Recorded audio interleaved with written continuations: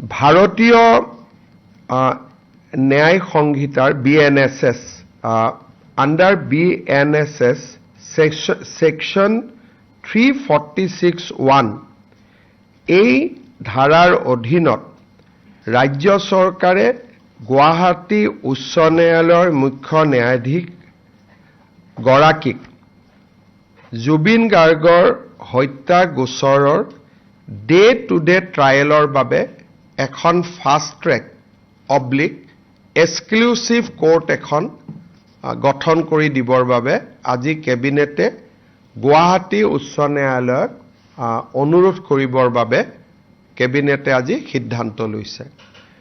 Cabinet সিদ্ধান্ত আমি গুৱাহাটী উচ্চ ন্যায়ালয়ৰ মুখ্য ন্যায়াধীশক অৱগত কৰিম আৰু পৰৱৰ্তী কাৰ্যসূচী বা পৰৱৰ্তী ব্যৱস্থা গুৱাহাটী উচ্চ ন্যায়ালয়ৰ মুখ্য ন্যায়াধীশ গৰাকীয়ে গ্ৰহণ কৰিব।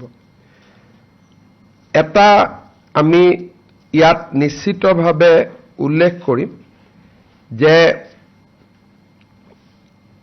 এই গোচৰ আৰম্ভ হোৱাৰ পিছত ইউজুৱেলি হত্যা গোচৰত কোনোবা এজন অভিযুক্ত হলেও আদালতে বিচাৰ চলি থাকিলে ৩-৪ মাহত অভিযুক্তসকলক জামিন দিয়ে।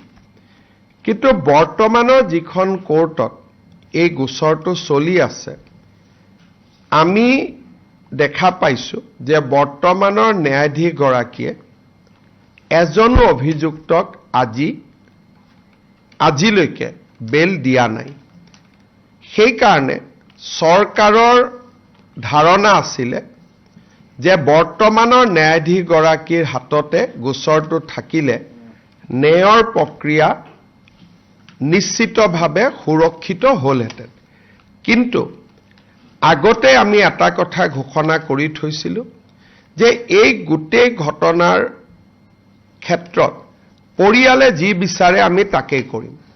যেহেতু পৰিয়ালে ৰাজহুৱাভাৱে ফাষ্ট ট্ৰেক বা এক্সক্লুসিভ কোৰ্টৰ কথা কৈছে সেইকাৰণে আমাৰ মতামতক আমি দূৰত ৰাখি আমি এই ঘটনাটোক বা এই বিচাৰ প্ৰক্ৰিয়াক ফাষ্ট ট্ৰেক কোৰ্টত বা এক্সক্লুসিভ কোৰ্টত আমি দিবৰ বাবে সিদ্ধান্ত গ্ৰহণ কৰিছো।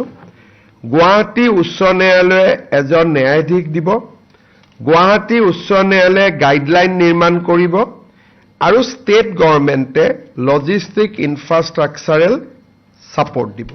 এই সিদ্ধান্ত আজি কেবিনেটে গ্ৰহণ কৰে।